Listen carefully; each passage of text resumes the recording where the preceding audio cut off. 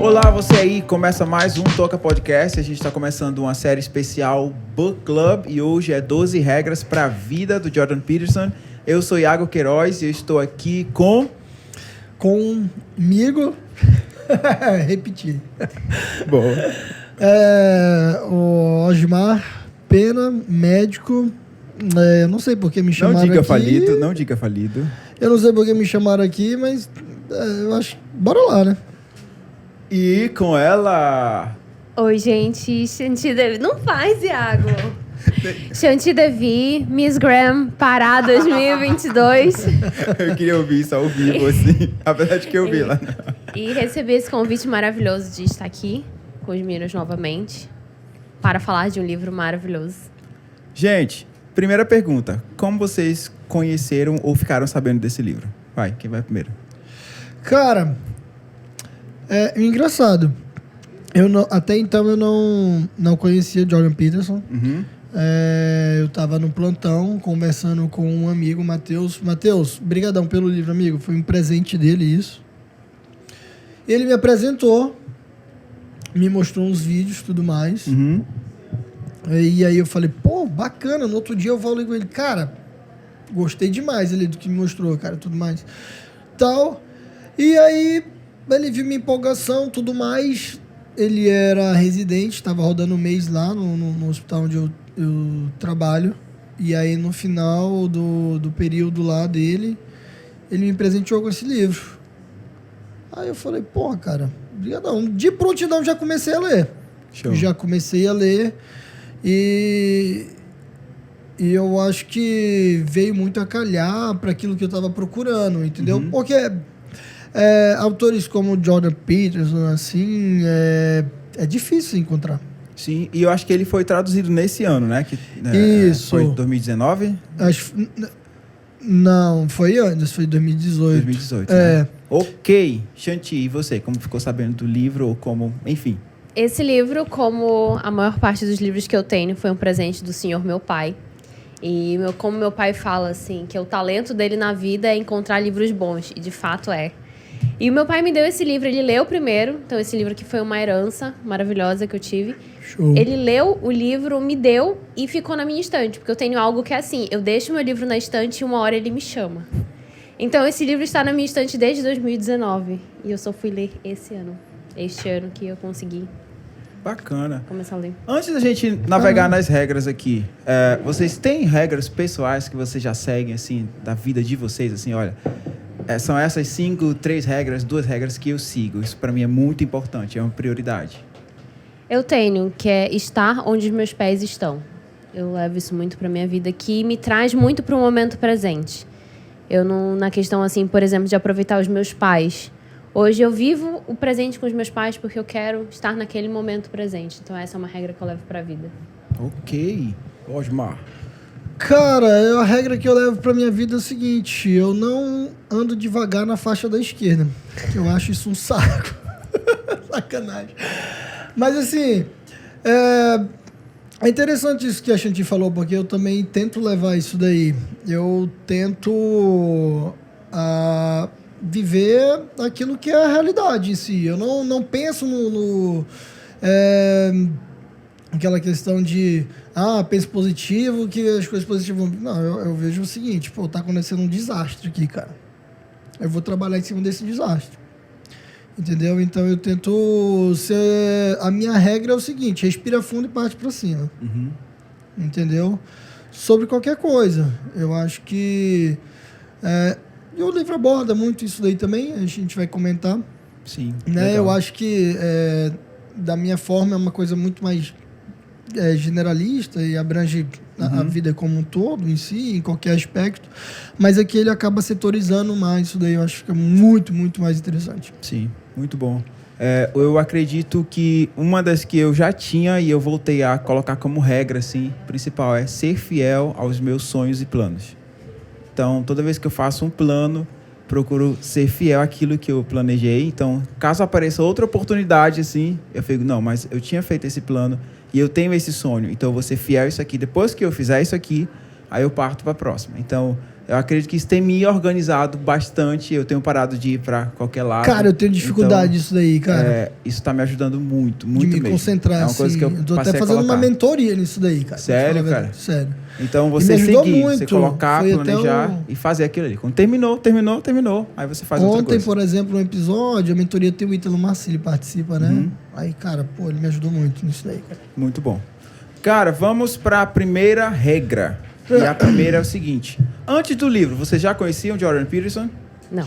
Cara, não, mas eu fui atrás. Eu gosto, por exemplo, de saber um pouco sobre o autor, né? Uhum. Então, assim, é interessante a gente falar um pouco para quem tá ouvindo quem é o Jordan Peterson, né?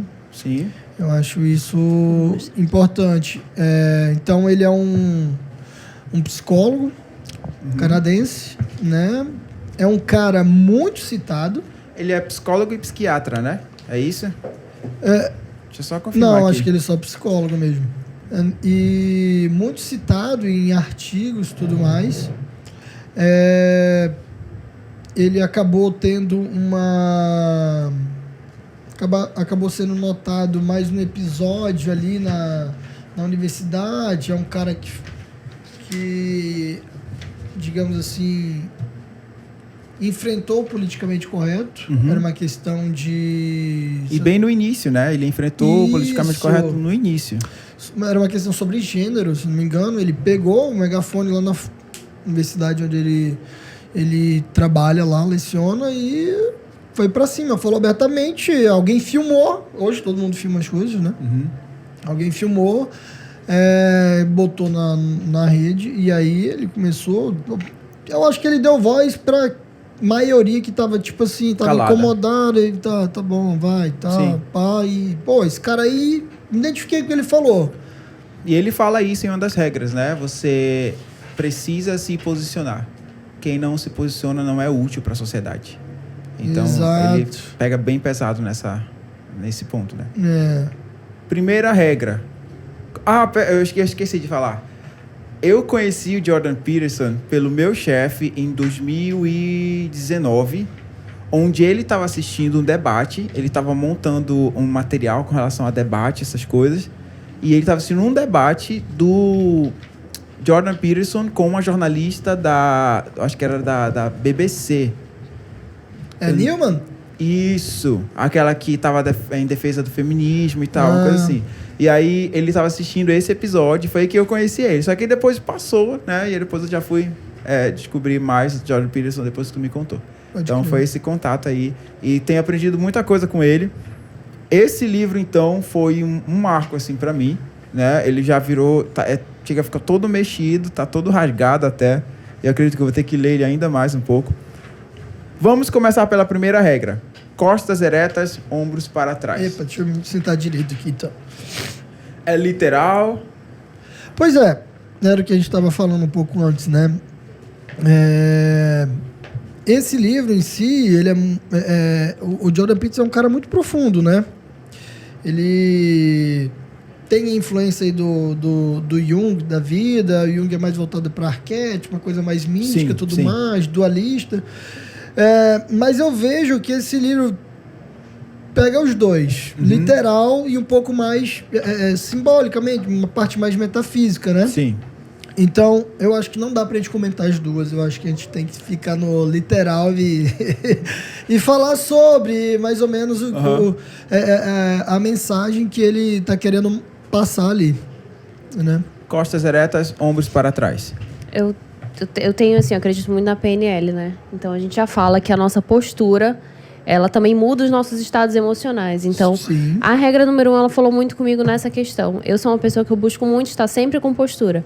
Primeiro porque quando você vê uma pessoa entrando numa sala e ela tem postura, você já presta atenção nessa pessoa. Então, eu sei que eu vou impactar na sala que eu entrar por conta da minha postura. E pra mim, claro que a gente, né, tem várias outras coisas envolvidas nisso, mas se eu pudesse dar uma dica pra todo mundo, é postura. Costas eretas. Ele acaba colocando isso daí sobre a postura. Ele cita a questão das lagostas, né, que fica mais evidente. Ele cita lobos também, pássaros, né, as posições que eles atuam. Mas a lagosta ali ele coloca como sendo uma forma de identificar, através da postura da lagosta, o que essa lagosta já passou na vida. Então, ele fala que quando há um embate ali entre uma lagosta, entre duas lagostas, uma sai perdendo, ela acaba tendo uma postura mais encolhida e tudo mais. E quando essa que perdeu se depara com uma outra, a outra já vai saber, esse cara é um perdedor. Cada postura dela. Por causa da postura. Cara. E ele traz isso daí pra gente, né? Ele tenta colocar de forma biológica, né? Sim. Nisso daí e química também, como é que a lagosta em si tem uma certa semelhança, né, com, por exemplo, a nossa parte neurológica, né? Os neurônios da lagosta são neurônios grandes, tudo mais, é melhor para ser estudado e tal, e mostra também, por exemplo, na natureza, a lagosta é um bicho que vem até antes dos dinossauros, ele coloca, né? 300 e poucos milhões de anos antes, né? Os dinossauros, não me engano, 60 e poucos milhões. E ele fala, olha, desde então, em si, as coisas funcionam desse jeito. O vencedor, ele adota uma postura vencedora e o perdedor, uma postura de perdedor em si, entendeu? Então, e aí ele começa a entrar também um pouco sobre a questão da hierarquia, que é uma coisa também que já vem desde aí, né? Que é o que a galera questiona hoje, né? A sociedade, aí ele puxa um pouco para a questão desse termo do patriarcado, Exato. a necessidade de sei lá, uma figura dominante no ambiente, ditando regras, e aí ele vai explicar através dessa regra que isso é uma coisa humana, é uma coisa natural, e que ela existe, não é uma coisa que foi criada pela sociedade moderna, ela já existe no ambiente natural. E eu não posso simplesmente chegar e falar, a partir de agora, nós não vamos mais adotar uma postura de dominância, de ordem, porque simplesmente você vai abrir a porta para o caos. Exatamente. Exatamente isso. Shanti. Eu gosto muito dessa regra porque eu sou essa pessoa que presta muita atenção na minha postura e na postura dos outros, né? Isso pra mim assim, é algo que me chama atenção. Então, quando a gente fala também de influenciar o outro, a sua postura, ela fala muito sobre isso. Então, se você quer ser alguém que influencia, cuide da sua postura. Sim, sim. Tem um material que a gente tem de uma editora que a gente adotou recentemente na escola, e eu já tinha lido sobre essa regra aqui, né? E eu pensei assim, como eu vou adaptar isso para minha sala de aula? Porque eu preciso ensinar aquilo que é útil para os meus alunos, não é só o conteúdo, né? É a vivência ali para você ser um cidadão um bom cidadão. E aí eu comecei a pensar nessa possibilidade. E aí, durante as férias, agora em julho, teve uma conferência para educadores lá dos Estados Unidos, e eu participei dessa conferência online. E uma professora nessa conferência falou sobre postura de leitura e como as crianças processam mais as informações quando elas adotam uma postura ereta, com os livros nas mãos, segurando com as duas mãos no ângulo específico. E ela dá toda uma base mesmo, um estudo, para provar como essa é a posição que a criança tem que ler. A criança não tem que ler deitada.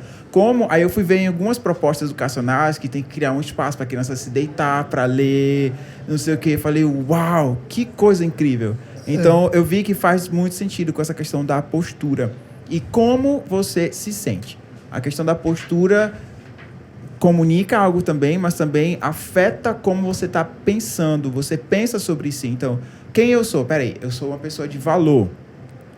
Eu sou assim, assim, assim, assim, assim. Então, o que você pensa a seu respeito, eu acho que ele está ligado ali à sua postura. Então, se eu penso ruim de mim mesmo, você cede ali, parece como se a tua coluna não correspondesse, sabe? Que você está bem, que você está existindo, que você consegue vencer.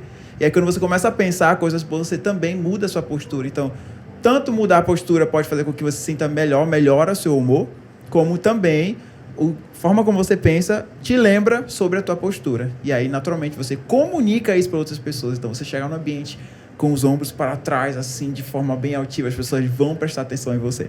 Elas podem até sentir aquela coisa, nossa, ele deve ser alguma autoridade aqui. E isso é muito verdade, porque eu testei. Não, mas e a grande sacada dele que ele coloca nessa questão mais, digamos assim, dualista entre ordem e caos, né? O título do livro é justamente isso, o antídoto, né? Para o caos. A ordem em si, ele classifica como isso daí, o ganho, a postura, você mesmo, digamos, ser responsável por si. Você tá, digamos, se encarando o mundo da forma como ele realmente é. Uhum. Ninguém te deve nada, tudo mais. E o mundo em si, ele é um caos. Uhum. Né? Você vê que após a lagosta ganhar, a briga em si foi uma bagunça tremenda. Então, ele, se eu não me engano, tem uma parte que ele fala que há 4 possibilidades, né? Uhum. Quando uma lagosta chega, ela libera uma substância e meio que as lagostas ficam se encarando ali, uma tentando sentir a substância da outra, tudo mais, para ver se vai entrar no fight ou não. Uhum. Tem uma segunda possibilidade da lagosta em si, quando elas vão de fato para briga, uma que tá meio que perdendo, ela vai embora, rasga. E a outra possibilidade meu irmão, vamos ver quem é que vai ganhar e até a morte. E elas se degladiam lá e assim, nesse episódio, por mais a que ganhou, ela sai totalmente machucada. Como é que ela vai enfrentar uma outra lagosta? Uhum. Porque tu tem um terceiro olhando ali. Entendeu? E aí vem toda a questão de postura. A forma, o comportamento delas vai definir ali aquela hierarquia. Depois da briga, da pancadaria. Compartilha um grifo. Eu estou pensando aqui, na verdade, como ele ressalta a questão da hierarquia na sociedade. Que eu acho que é um questionamento que começou recentemente, né? Até, inclusive, eu estava conversando com uma adolescente ontem, que é minha aluna, e ela questionava isso com muitas filosofias, assim. Eu fiquei assim, uau, a menina de 15 anos questionando o porquê da necessidade de uma sociedade organizada de forma hierárquica. Então, acho que ele deixa muito claro que isso é algo que a gente precisa lembrar. A gente precisa parar de acusar aqueles que estão em poder, especialmente aqueles que estão mantendo a sociedade, né, como ela é, que a construíram também. Então a gente tem que lembrar de que essa hierarquia é extremamente importante. Último ponto dessa regra, alguma coisa a acrescentar? Eu sei que a gente está passando de forma muito superficial. Eu confesso que eu até não... O Osmar, ele tá se segurando ali. Não, é que ele falou uma questão da sociedade em si, e eu lembro que eu grifei uma coisa interessante que ele fala assim. Como dizem, quando a aristocracia pega um resfriado, a classe trabalhadora morre de pneumonia. Eu achei isso interessante.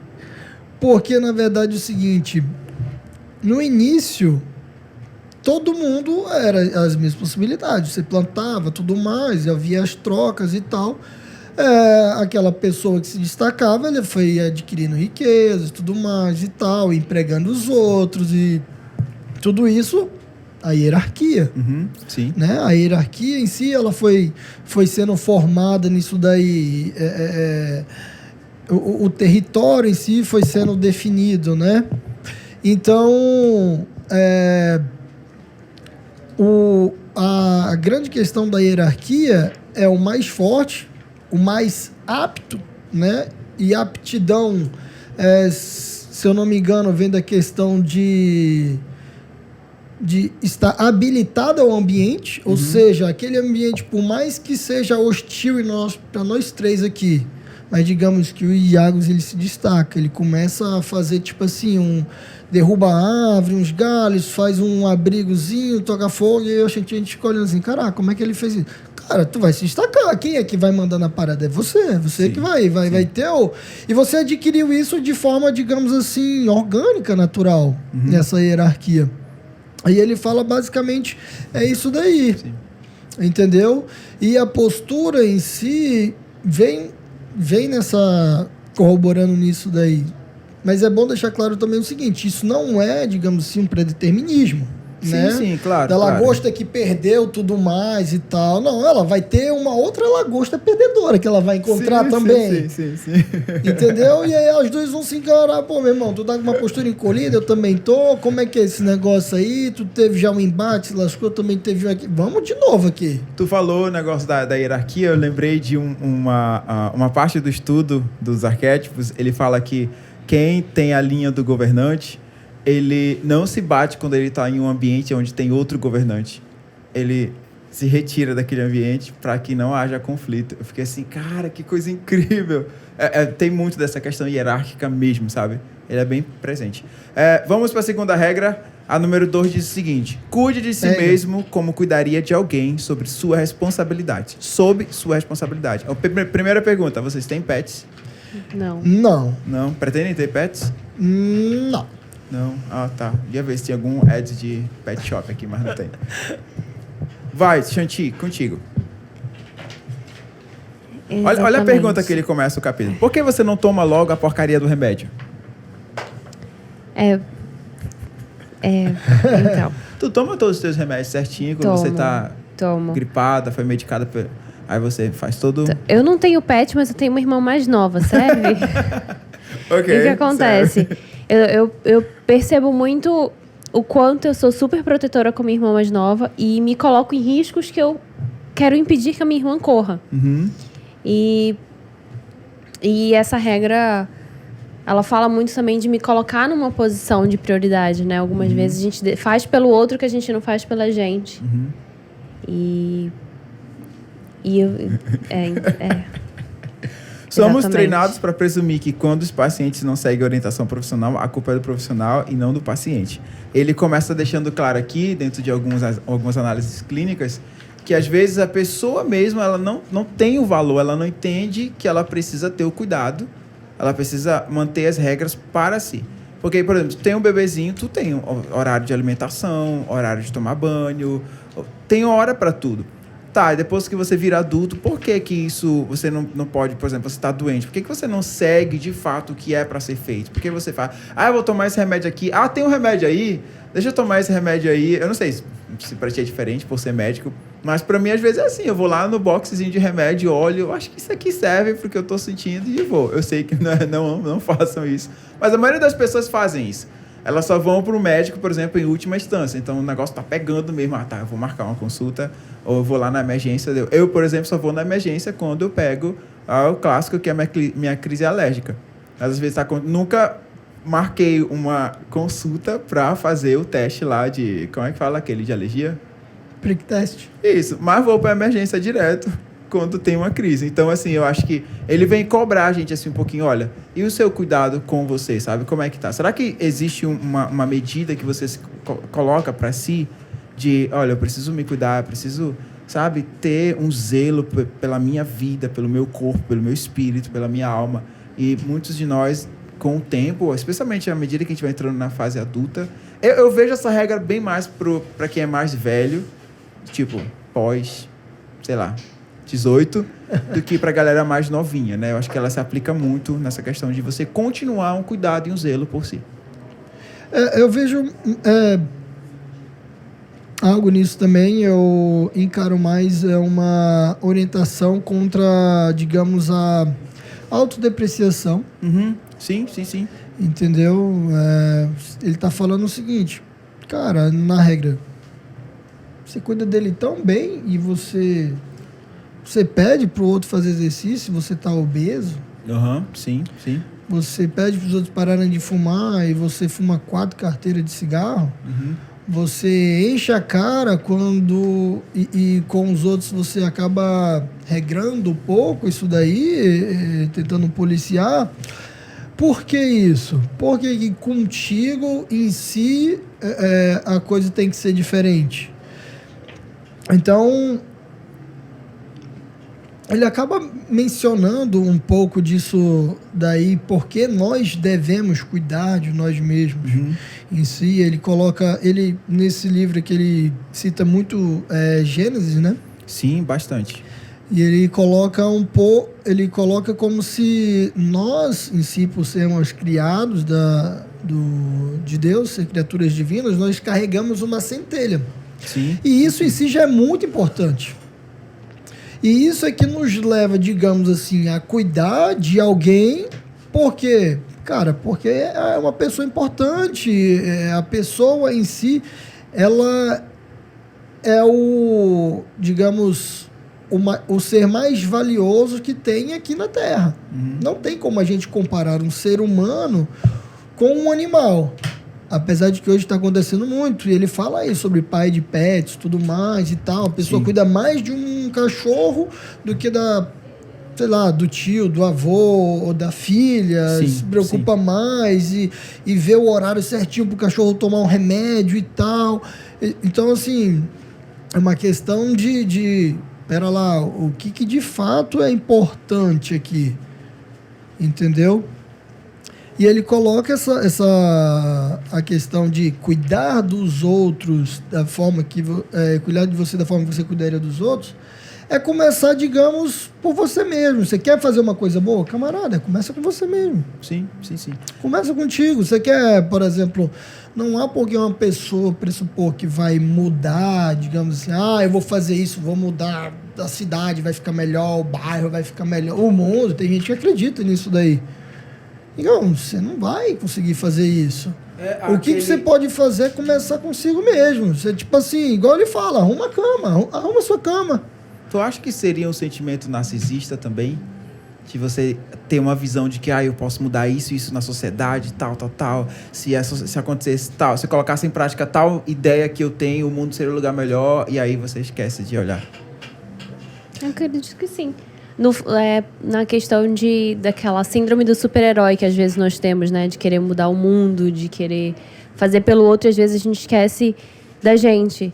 Eu tenho essa, não sei, uma certa benevolência, não sei como eu poderia colocar, de querer às vezes ajudar tanto o outro e eu esqueço de mim. E quando é na hora de pedir socorro, eu não tenho forças para isso.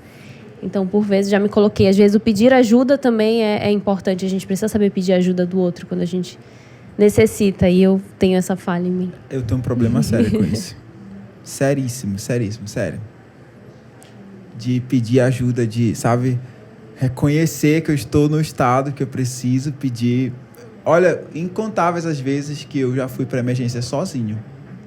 Tem uma vez que eu desmaiei no Uber, por causa eu tenho crise alérgica, e depois que eu fui falar para minha avó, e aí ela, como assim, menino?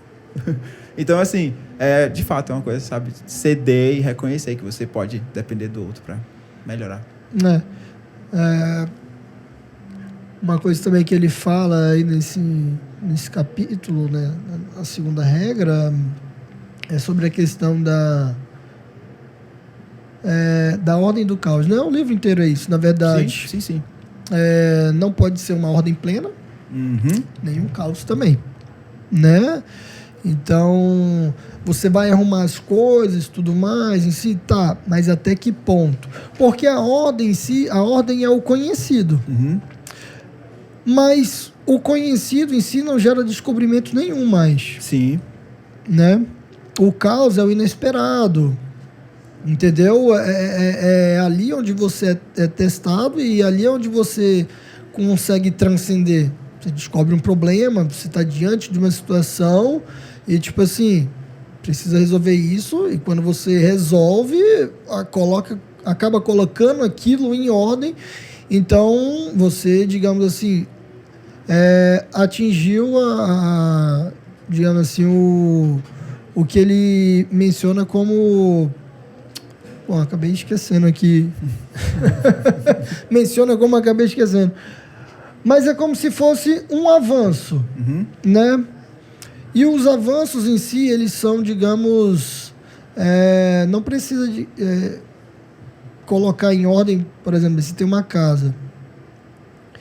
Eu vou ajeitar o telhado, o piso, a varanda, o jardim, tudo hoje. Não, cara, calma. Faz uma coisa de cada vez? Uma coisa de cada vez. Certo. Né? É uma coisa de cada vez. E a grande questão é você transitar aí. entre a ordem e o caos. Porque ele fala, por exemplo, também que a ordem em si também, ela leva digamos, a uma robotização, Sim. Os regimes totalitários, digamos assim, vem de uma a busca de uma ordem plena, né? Do yin e yang, né? Sim, ele fala sobre isso, Ele verdade, fala verdade. isso daí. Gente, regra número 3. Seja amigo de pessoas que queiram o melhor para você. Primeiro, definição de amigo para vocês. Xanti. Eu tenho uma definição de amigo um pouco radical. Eu sempre penso que meu amigo é aquele que eu posso contar se um dia eu perder meu pai e minha mãe. É bem radical mesmo esse meu... Quem são meus amigos? São aqueles que eu sei que... Porque meu pai e minha mãe são as pessoas que, assim... Eu sei que eu posso contar verdadeiramente, né? Como eu tenho isso muito forte na minha família, eu defino os meus amigos assim. Amigos, né? Colegas, a gente tem vários. Então, eu busco selecionar muitos meus amigos assim. Quem é aquele que eu posso contar nesse momento, exatamente, caso eu venha perder meu pai e minha mãe? Entendi. E aí, esses são os meus amigos. Pergunta direta, Osmar. Definição de amigo pra ti. Cara, eu sigo da linha dele, né? Uma linha mais tomista mesmo, né? Então, amigo, o que é amigo? Amigo é aquele cara que busca o que você tá buscando e rejeita o que você rejeita. Entendeu? Então, pra mim, esse é o conceito de amizade. Entendi. Entendeu? Manter ou largar. Você tem um amigo, você ama muito esse amigo e de alguma forma você ajuda muito esse amigo, mas do outro lado ele te prejudica demais. Bom, cara, se prejudica, então já não devia ser amigo. Entendeu? Porque eu tô levando do conceito tomista, Sim, entendeu? sim. Então, assim, quando eu peguei isso daí, eu vi, pô, esses caras não são meu amigo, meu irmão. Exclui mesmo, entendeu? Não converso mais, não tem aquele...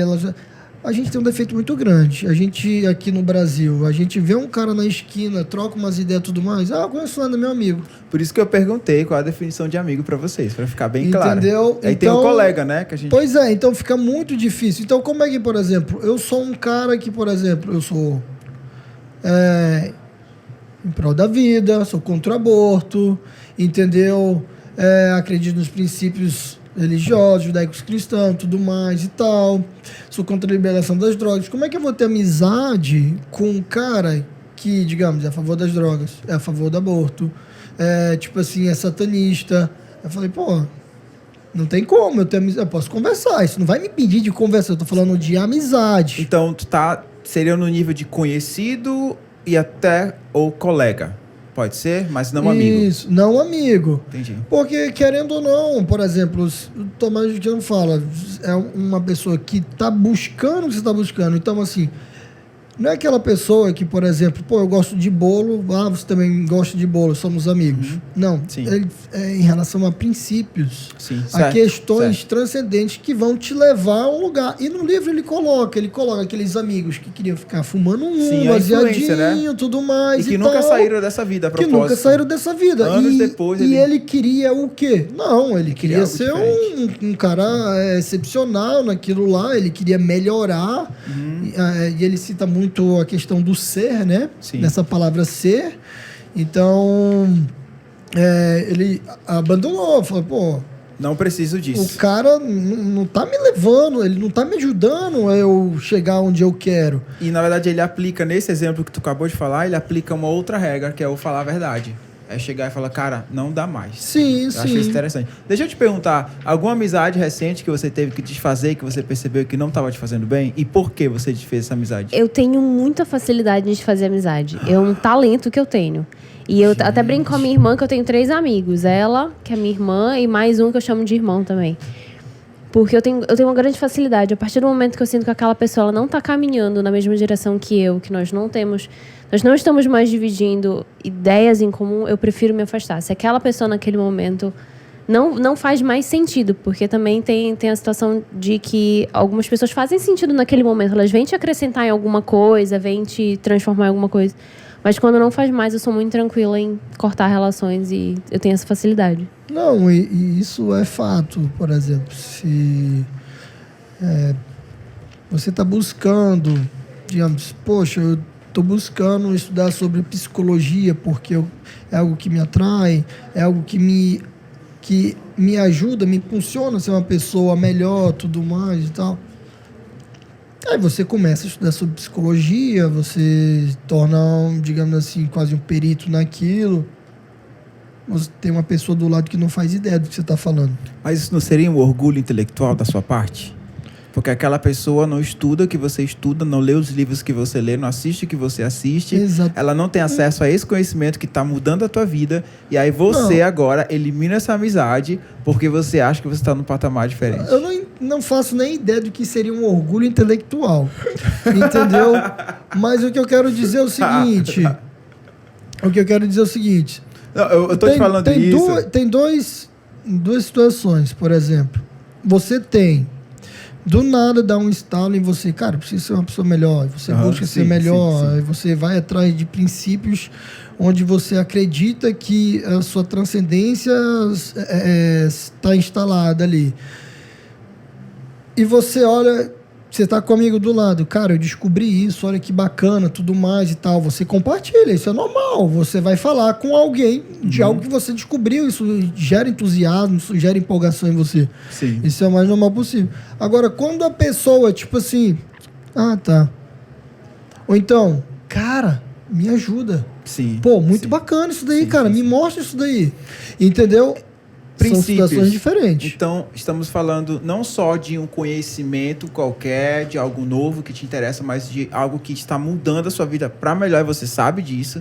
Você tem certeza que você precisa dessa mudança e aí você espera que quem esteja ao seu redor também corresponda a isso. Mas também tem uma situação, a gente também tem que cuidar porque nem todo mundo desperta no mesmo momento que a gente e evolui no mesmo momento que a gente. Então, assim, o ser amigo também é ter a paciência e compreender que o conhecimento que você tem talvez precise de você para chegar até o seu amigo. Sim. Então, eu acho que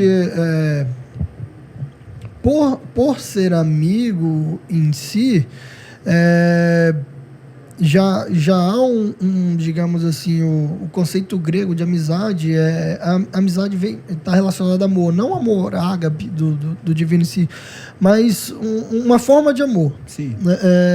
É diferente do tomista, que eles colocam, os gregos colocam mais o amigo é aquele que você busca um amigo porque você não tem aquilo que ele tem. Então, digamos assim, né? Interesse. Perfeito.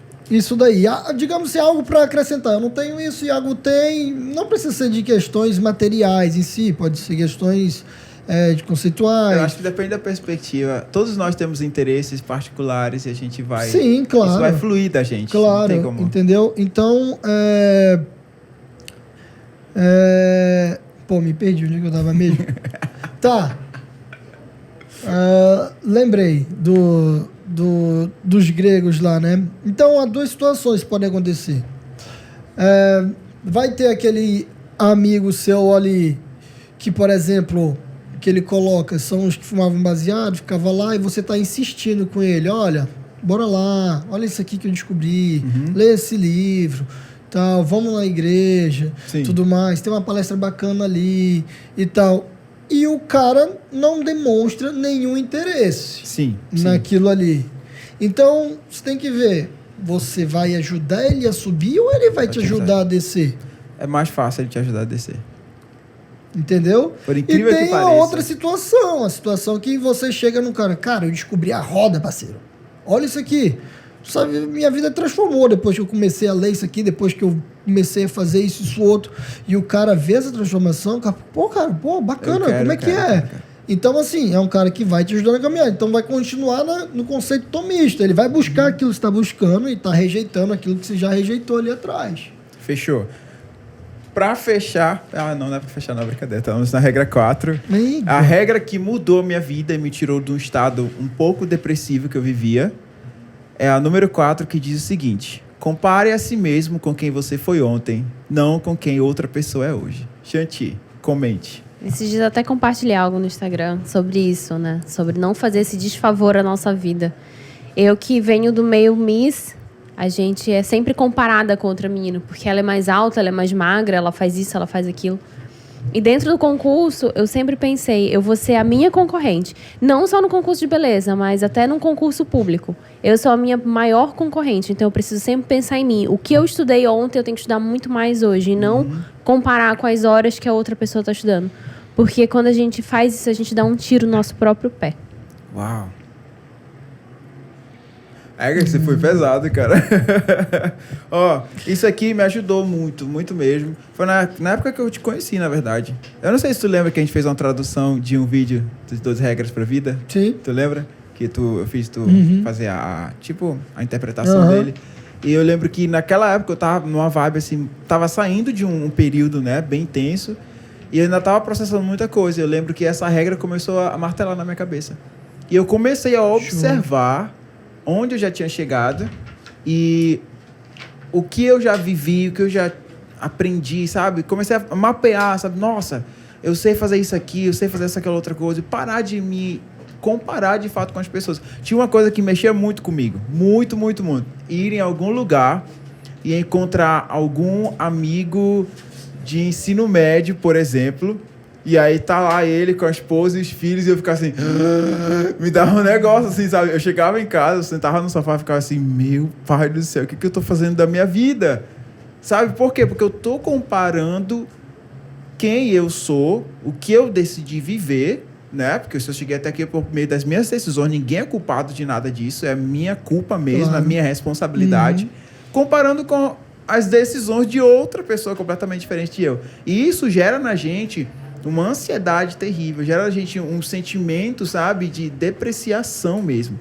E aí quando a gente parou com isso aí, agora eu começo a olhar pra mim, onde eu já cheguei? Nossa, cara. E aí você começa a colocar na balança, e começa a subir. É um sentimento maravilhoso quando você coloca essa regra em prática. Não, a regra 4 eu vejo que é algo mais, digamos assim, eu não sei se eu posso classificar isso um livro de autoajuda, mas Eu amo, gente. mas assim, é uma coisa bem mais profunda em termos de um conhecimento mais introspectivo, uma coisa mais íntima em si, né? Sim. Mas ele coloca, por exemplo, que o seu eu é o seu critério de avaliação, né? É basicamente isso. Sim. É difícil a gente ter essa consciência de olhar para o que a gente foi ontem, porque, cara, hoje o celular, a mídia em si, tudo que tu for pegar, não tem jeito. É um estímulo, porque nós pensamos de forma dialética, ou seja, comparando. Então, essa xícara é do tamanho dessa, porque eu tô olhando e é do mesmo tamanho, eu tô comparando uma com a outra. Sim. Eu tenho dinheiro, eu chego num carrão, aí chega um cara num carrão mais top que o meu. Não tem jeito, eu vou comparar. Entendeu? Então, automaticamente nós pensamos assim. Nós olhamos, digamos, aquele livro e vemos o nosso. Pô, eu queria aquele livro. Entendeu?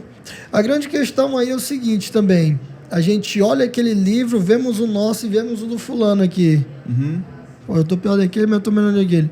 Então você acaba ficando num estado estagnado ali. Sim. Uma acomodação, entendeu? Porque, tipo assim, tô muito bom, mas também não tô muito ruim.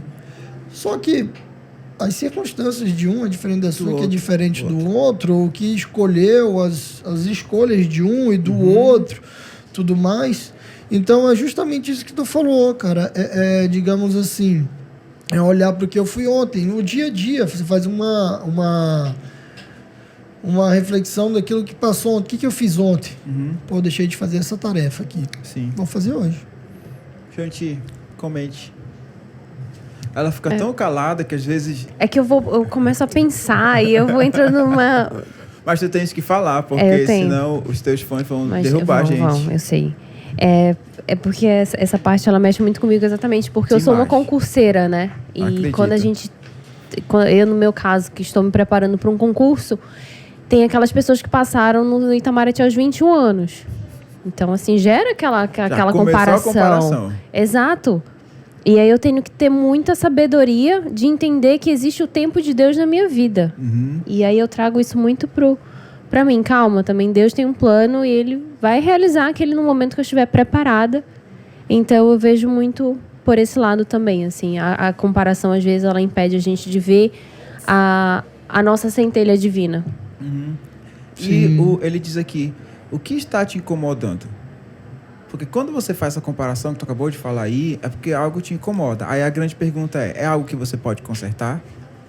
Outra pergunta, eu estaria de fato disposto a consertar isso? Porque às vezes a gente olha para a realidade que a gente está se comparando, a gente se enche de amargura, mas a gente também não toma uma decisão. Não, eu vou fazer uma coisa para mudar isso aqui. Por exemplo, uma coisa que estava me incomodando, compartilhando aqui as minhas particularidades, era a questão do meu corpo, tanto sedentarismo quanto postura, uma série de coisas. E eu ficava me comparando. Aí chegou um momento que eu falei assim, não, sabe de uma coisa? Eu preciso criar vergonha na cara e eu preciso me matricular na academia e cuidar da minha alimentação. Então, cabe a você ficar encontrando brechas e desvios do que está acontecendo na sua vida para tentar se colocar como vítima. E ele fala sobre essa posição da vítima nesse capítulo, que você se coloca como vítima e você deixa a inveja entrar. É por isso que tem aquela galera que cria as fobias, né? Que é justamente, na verdade, parte desse sentimento de comparação. E aí você não concorda com aquilo ali, mas em vez de você tomar uma decisão para mudar a sua realidade, você se vitimiza e fica ali naquele mesmo patamar. Culpa a sociedade. Culpa a sociedade. Não, você é inocente. Poxa, que pena que ele conseguiu aquilo ali e você não. Poxa, não. Tome uma decisão de mudar a sua realidade, tomando, né, fazendo alguma coisa a respeito dela. E se é que dá para fazer. Porque ele deixa bem claro aqui, é possível consertar isso aí, se não for possível, então sai dessa zona. Isso é muito interessante, porque não depende dos outros. É você que tem que fazer as coisas. E ele fala justamente também... Se você pegar todas as 12 regras, tipo assim, uma faz um link com a outra, que faz um link com a outra, tudo mais e tal. Então, assim, você precisa se comparar com o ontem. Entendeu? Com o passado. O passado em si vai ser a base para você tomar a atitude hoje.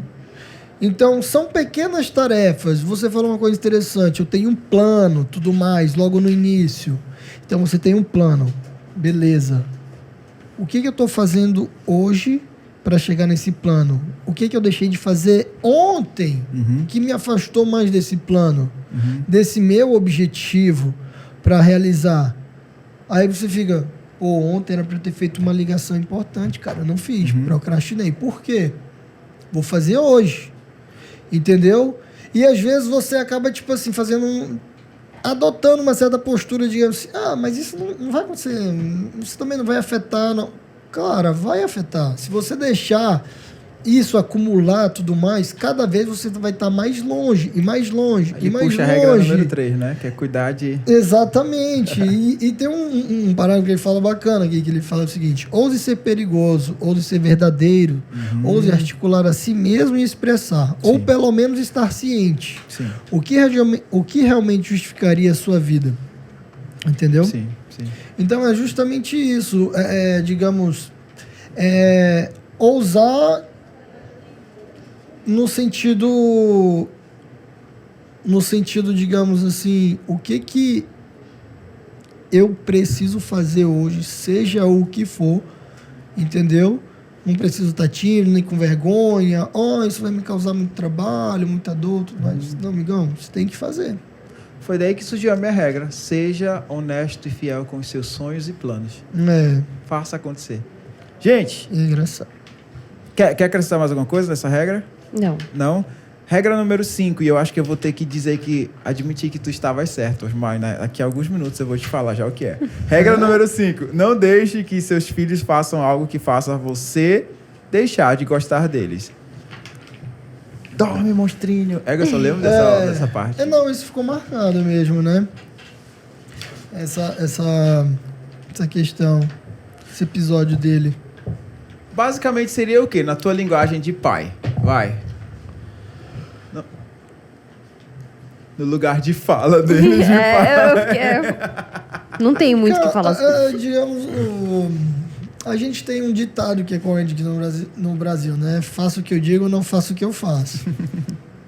né? Então, assim, se você tá vendo que seus filhos estão fazendo algo que vai acabar, digamos assim, pô, meu filho é muito mal criado, e essa malcriação, quando é em público, eu fico com vergonha. Isso já me gera um outro sentimento, assim, de tipo assim, poxa, por que esse menino tá fazendo isso? Pô, tá aqui no shopping ou em algum lugar. Cara, você teve tempos e tempos para você corrigir episódios semelhantes dentro de casa. Aham. Entendeu? Muito bom isso. E isso vai acabar, digamos, o quê? Acaba afastando um pouco. Você acaba, digamos, pô, já passou do tempo, eu não consigo corrigir isso daí. Ah, mas deixa, tudo bem, meu filho, isso só acontece no shopping, só nessas situações. Vai acontecer que a criança vai crescer dessa forma, vai chegar um momento, pô, meu irmão, tu tá insuportável, cara, porque tu não para de fazer isso. Entendeu? Aí você não vai querer... Vamos no shopping? Pô, mas se acontecer isso, se cair a chupeta do fulano, ou se eu dizer não pra ele ir no parquinho, é aquele show, aquela bagunça. Tem o clássico reunião de família, né? Que quando tem uma criança assim, ele não é convidado. É verdade. Na hora que eu li isso aqui, eu falei, caramba, isso é muito verdade, cara. Muito verdade. Então, assim, a gente tem como os pais, né? A gente tende a, digamos, levar muitas coisas. Uma criança, ela não sabe ainda, ela vai entender, mas...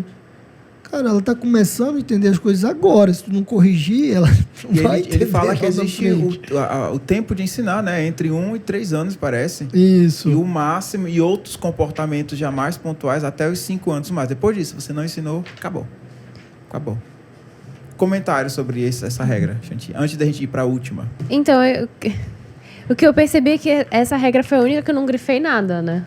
Então, talvez ela tenha feito muito sentido pra mim. Eu achei não interessante, talvez porque eu trabalho com crianças, ele tem filho, aí tu já... Mas tem os comentários do meu pai aqui, eu não sei se eu fico Sério? feliz ou triste. Essa aqui, ele colocou educação aos filhos e ele fez alguns comentários assim. Mas apesar de fato, né, no momento que eu leio agora, não faz tanto sentido pra mim, porque eu não estou educando uma criança. Mas, pai, muito obrigada pela educação, viu? A criança, em si, igual ele coloca, a criança, ela é o desconhecido. É algo inesperado. Você não sabe o que passa na cabeça de uma criança, o que ela vai fazer. Então, ela é o quê? Ela é o caos. Entendeu? Cara, que sinistro isso.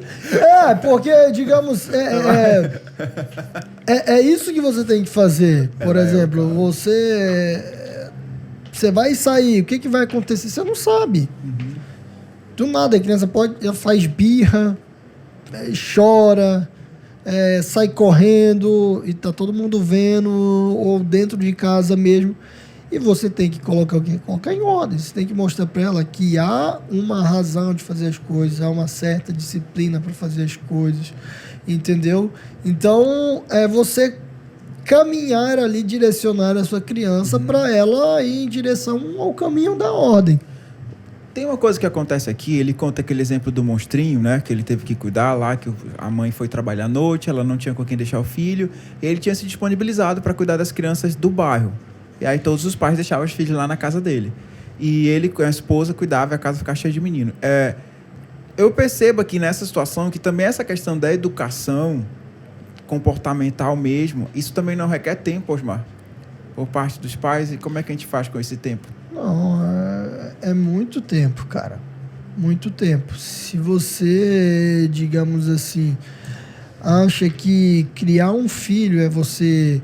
trabalhar para colocar apenas comida na mesa e roupa para vestir, cara, é muito mais complexo. Muito mais complexo, entendeu? Eu posso fazer isso doando. Por isso que eu pensei ter filho só mais tarde. Vou no orfanato, chego lá, dou dinheiro, roupas e tô fazendo isso. Mas seu filho tá dentro de casa, ele é uma extensão do seu próprio ser, da sua pessoa. Sim. Ele está levando a sua carga genética, ele está levando as suas tendências, os seus comportamentos que ele vê em casa e tudo mais. Então, o tempo para você dedicar ao seu filho é primordial, cara. Não tem. Gente, Osmar, você estava certo. Não vai dar pra gente fazer todas. A gente vai ter que encerrar aqui. Regra não é péssimo, cara. Não. Cara, eu tô falando. Eu falei, Caramba, cara, vamos pegar um tu livro sentiu menor. Um livro, tipo assim, de 8 a risada páginas. dele foi péssima, um nível assim absurdo. Tá, a gente vai ter que parar na regra número 6 pra gente encerrar. Tá muito bacana, assim. Eu tô curtindo pra caramba tudo que vocês estão compartilhando. Coisas que eu tinha pensado, outras que eu tô pensando um pouco. A minha regra mais pra favorita. frente. Regra número 6. Eu acho que essa regra ela é poderosa. Ela se conecta com algumas outras regras também. E ela diz o seguinte: lê, Shanti, vai, tua vez. Deixe sua casa em perfeita ordem antes de criticar o mundo. Tadadã. Essa é a regra. Pra mim, é a minha regra favorita desse livro. Pode comentar. Posso começar? Tô esperando. Eu tenho muita coisa pra falar dessa regra, então vou me segurar. Essa é a minha regra favorita. Porque ela faz a gente... Aquela do arrume seu quarto, arrume sua cama antes de... Às vezes a gente perde muito mais tempo tentando... criticando o presidente, criticando os outros governos, e a gente esquece do caos que a gente está criando na nossa casa. E, às vezes, nós mesmos estamos... Dentro de casa, nós estamos sendo o próprio causador do caos. E quantas vezes falta essa consciência, entende? Então, o parar de olhar lá para fora e olhar para dentro é o primeiro passo para consertar o que a gente quer consertar. Uau. Deixe sua casa em perfeita ordem antes de criticar o mundo. E vai chegar uma hora que você vai perceber que a sua crítica ao mundo não tem nada a acrescentar. É vazia, É melhor né? você ficar calado. Ele fala isso, né, com outras palavras. E eu achei isso incrível, porque isso tira a gente de uma posição, sabe, de dono da verdade. Porque, na verdade, quando você só faz crítica, você automaticamente ocupou um lugar que, digamos assim, é incriticável. Você não dá solução, você só faz críticas. Entendeu? É ruim, não funciona, não melhora, não sei o que, tudo mais e tal. Então, assim, você acaba se colocando num local onde as pessoas não vão conseguir criticá-lo porque elas estão agora olhando para aquilo que você falou. Entendeu? Então, o Iago só fala isso outro, aí você fica pensando naquilo que você falou. Tá, aí por que você não... mas e o Iago? O que ele faz? Como é que é a vida dele? Eu sempre faço esse filtro, Osmar. Toda vez que eu vejo alguém falando assim com muita propriedade, autoridade, eu começo a tirar o olhar do que a pessoa está falando e começo a olhar para a vida da pessoa para ver se bate a informação, sabe? Eu vou contar uma historinha bem rapidinho. Há muitos anos atrás, né? No deserto, a mulher levou o filho lá com o sábio e falou assim: sábio, fala pro meu filho parar de comer açúcar. Aí o sábio falou assim: traga ele aqui em 3 dias. Aí 3 dias depois: por favor, sábio, fale pra ele parar de comer açúcar. Ele falou: daqui a 1 semana, traga de novo que eu falo. 1 semana. Sábio, fale pro meu filho parar de comer açúcar. Aí ele fala assim: pare de comer açúcar. E aí o menino falou: tá bom. Ela pergunta: mas sábio, poxa, por que você demorou tanto tempo para falar pro meu filho parar de comer açúcar? Aí ele responde: porque eu comi açúcar. Então eu primeiro tive que parar para poder falar pro seu filho parar. E eu linko muito exatamente com isso. Às vezes a gente quer muito fazer o outro, e esquece, né? De arrumar a nossa própria cama e de parar de comer açúcar antes de pedir pro outro que ele pare de comer açúcar. Gente, todo o sofrimento do mundo a gente pode fazer... ele faz uma análise nesse capítulo aqui, né? Sim. Sobre os sofrimentos e o resultado. Sim, ele cita o Solenites, né? Isso. Ali E ele fala... Gulag. Uma coisa que eu achei bem interessante, sabe? Ele fala o seguinte, que a gente tem a impressão de que as pessoas que sofrem muito têm a tendência de surtar, de fazer isso aqui. Mas existe, na verdade, uma probabilidade ainda maior de as pessoas que sofrem, delas conseguirem se organizar. O ser humano tem essa habilidade de se organizar. De olhar para o seu caos e falar: peraí, deixa eu organizar a minha vida. A minha vida está bagunçada até aqui. É culpa minha? A maioria das vezes é. Às vezes não é, mas você está no comando da sua vida. É a única coisa que você tem comando. Então, que tal organizar? E aí ele vai dando... Eu amo a sessão da... Olha como está aqui, tudo riscado. A última sessão, ele vai dar o passo a passo. Ele fala: dá para melhorar? Dá. Primeiro, tenha humildade. Reconheça que você não é o dono da verdade, que você não sabe de todas as coisas. Reconheça que a única coisa que você sabe mesmo, de fato, é sobre a sua vida e o que está acontecendo com você.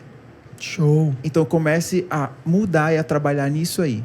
Deixe que os problemas maiores, globais, deixe para resolver quem está lá em cima, enquanto você resolve o seu. Porque quando você resolver o seu, você vai saber, no mínimo, ajudar alguém a resolver algo parecido com o que você resolveu, com o que você conseguiu organizar. É o que ele dá o exemplo do Alexandre. Né? Que pela vida dele, pelo que ele passou de sofrimento, ele conseguiu colocar aquilo numa forma literária e poupar a humanidade de um sofrimento ainda maior no futuro. Ainda maior no futuro. Não, isso é show de bola, cara. Esse exemplo aí do Solinismo. Outra coisa também que eu acho interessante, que ele fala é o seguinte, nós cometemos pequenos erros diariamente, digamos assim, o qual nós negligenciamos, porque na maioria das vezes não afeta o quê? Não afeta, digamos, o nosso bolso, não afeta, digamos, o nosso relacionamento com a pessoa mais próxima e tudo mais, mas no fundo você sabe que aquilo tá errado. Aquela mentirinha boba, tô chegando, que nada, você tá tomando banho ainda, porra. E aí a gente acusa governo corrupto, não sei o quê. Entendeu? Então assim ele fala, cara, pare de fazer o que tá errado já.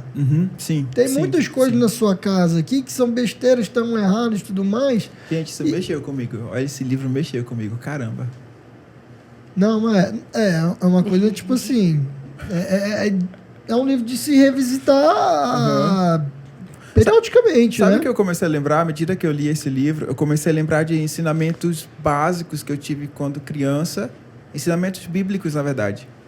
Que eu não sei se é pela vivência, pelas experiências, mas eu acabei ignorando ao longo do tempo, sabe? E não levando a sério. E aí eu vejo que esse livro me fez revisitar esses trechos bíblicos, esses fundamentos e me lembrar. E essa foi a primeira. Pare de fazer o que você sabe que é errado. Cara, quando você vai se confessar, seja o católico, seja você está orando, pedindo perdão e tudo mais, digamos, você cometeu uma série de erros, assim, aí você fala dos mais graves. Por que não dos erros bestas, pequenos? assim? Sim. O jeitinho brasileiro, então... Cara, você acaba negando a sua própria confissão, aquilo que vai te salvar. Para aquele que olha tudo, que julga tudo. Entendeu? Então, isso é trazido para a sua realidade. Isso, digamos, contamina aqueles que estão à volta. Sim. Ali. Então, é justamente isso. Esses errinhos...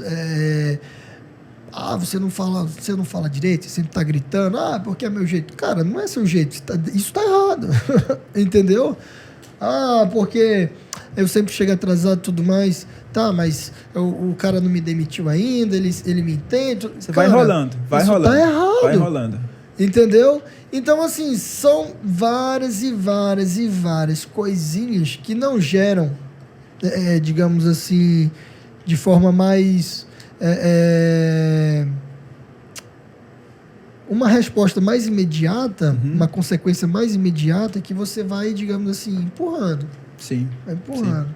Chega uma hora que, por exemplo, o cara que tipo assim, toda vez que tu vai falar, tu tá gritando, aí chega uma hora assim, ô Iago, tá bom, cara, só fica gritando, cara, aí estoura, acaba a amizade e tudo mais, e, era pra ter se tocado lá atrás. Cuide da sua vida antes de criticar o mundo. Tenha um pouco de humildade. Se você não pode levar paz para a sua casa, como ousa tentar governar uma cidade? Últimas palavras para essa regra, para a gente encerrar.